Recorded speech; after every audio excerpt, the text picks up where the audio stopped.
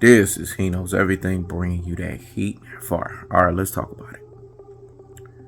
Terence Crawford gets exposed, and boxing fans, Go ahead, he knows. they scatter like cockroaches, right?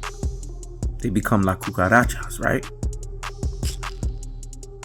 But when Errol Spence loses, they're all sitting there applauding.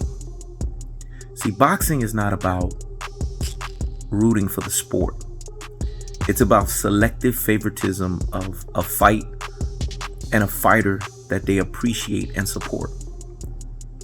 It's called blind fanship. It's called selective viewership.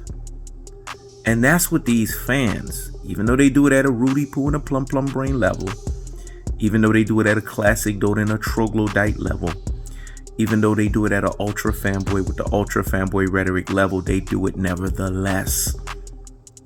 So you can't blame He Knows Everything when you're not being honest and you're not keeping it a buck about the person you represent, the person you like. Terence Crawford got exposed by Madrimov. Everyone was so quick to say Errol Spence got done the fuck up by Terence Crawford, even though that was a fake fight, even though Terence Crawford had loaded and padded gloves, even though Terence Crawford worked with Victor Conte, even though Terence Crawford worked with a Irish mobster, even though Terence Crawford has showcased fights after fights that his fights are fixed, even though Terence Crawford has a tendency, like Canelo Alvarez, to fight fighters at a handicap. It's the things that make you say, It's the things that make you say, But fight fans don't want to be honest with this and say that Madrimov kept fighting home with the right hand. Madrimov kept repositioning his foot. What fight weren't you guys watching? If you go watch the 12 rounds, you will see Terence Crawford was getting hit time and time again in the face. He was target practice for Israil Madrimov, who basically stayed patient and stayed home.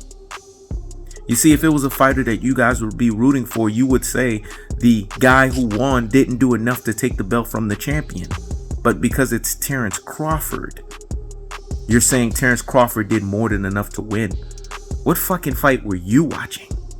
See, I challenge you guys and your boxing viewership, because the great Roger Mayweather said it best.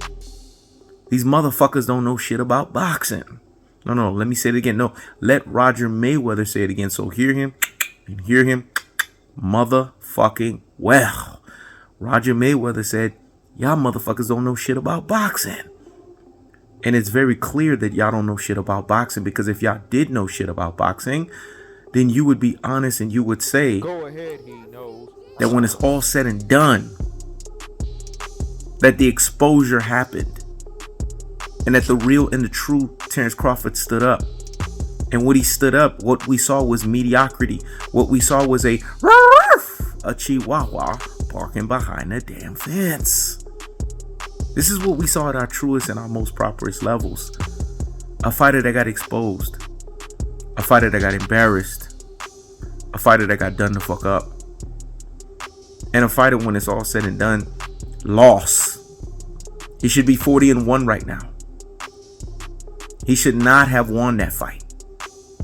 And that's why Turki Alalshikh basically turned around and was like, fuck the fight between him and Canelo. See, I'm already liking this guy. See, people think, oh, I'm just Al Heyman.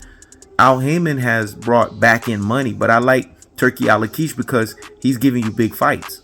And see, I'm a fight fan. So if someone's doing something for the sport, I'm not just going to be one-sided here. I'm going to be siding what makes sense for the fighters. And Turki Alalshikh is another one that makes sense for the fighters. Finally, you got someone else besides Al Heyman that's in the best interest of these fucking fighters. But you can't blame him that now he's like, the fight is off, because he's not a Rudy Poo and a Plum Plum Brain. He's not a classic Dote and a Troglodyte. He's not an ultra fanboy with an ultra fanboy rhetoric. He's a guy who runs the sport of boxing along with the other guys that run the sport of boxing. So he has to look at everything from a supply and demand standpoint, from a business 101 standpoint. And what he saw was a chihuahua barking behind a damn fence. Let me say it again. What he saw was a chihuahua barking behind a damn fence. That's what he saw. At its truest and its most properest levels. Because there's levels to this shit and there's gears. And the levels and the gears are as simple as this. Terence Crawford got exposed. Power does not translate to 154. And let me tell you something. You're going to see more and more of this. Now that the Canelo Alvarez fight is off the table, Crawford has nowhere to run. Nowhere to hide. Let me say it again. Nowhere to run. Nowhere to hide. So he has to fight Errol Spence. And he has to do that rematch. When Errol Spence punishes Sebastian Fundora, December or January later of this year, then they're going to have to run it back. And what we're going to see is a different second fight and a different third fight. We're going to see the real Errol the True Spence. We're going to see the real Terence Crawford. And we're going to finally see a real fight. Go ahead, he knows. That's the cold-hearted. That's the unadulterated. That's the cutthroat truth teller fashion. I keeps the foot on the whoop on the Knicks. I keeps the foot on the whoop on the Knicks. This is He Knows Everything. Check it out.